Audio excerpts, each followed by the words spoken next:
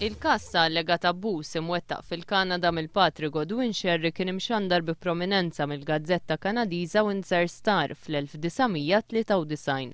Din l-istorja kienet irrappurtata wkoll f'Malta fosthom fuq il-ġurnal Kulħadd ta' dak iż-żmien.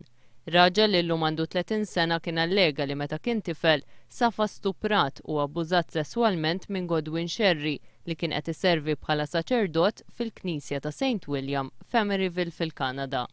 Il-ġurnal kien qal li l-Pulizija Kanadiża ħarġet mandat ta' arrest tal Sherry u infurmat il-Kurja ta' Malta bil-każ ta' abbuż. Iżda l-patri ħarab lejn Malta u beda jieħu ħsieb li tfal fid-dar ta' San Giuseppe f'Santa Venera u fl-Oratorju ta' San Domenico Savio f'Birkirkara.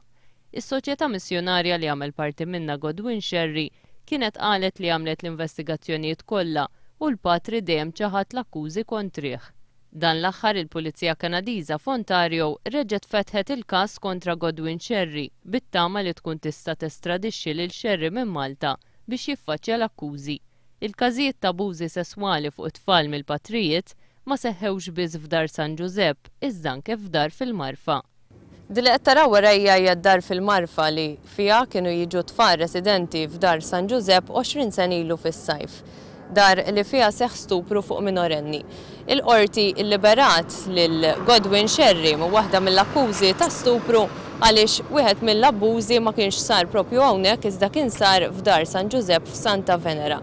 Iżda sabet lil Carmelo Police ħati ta' akkużi ta' stupru fuq wieħed mit-tfal f'din id-dar. One News irnexxielu jidħol f'din id-dar li llum hija abbandunata. Ħitan u kmamar li jfissru memorji koroħ għall-vittmi. Il-kamra partikolari jidher li f'dan il-kabord li taraw hawnhekk warajja kienu jinżammu ġugarelli ta' tfal li aktarx imorru lura għal żmien meta seħew l-abbużi f'din id-dar. Fosthom anke ġugarelli antiki li nġabu mill-Kanada minn Ontario.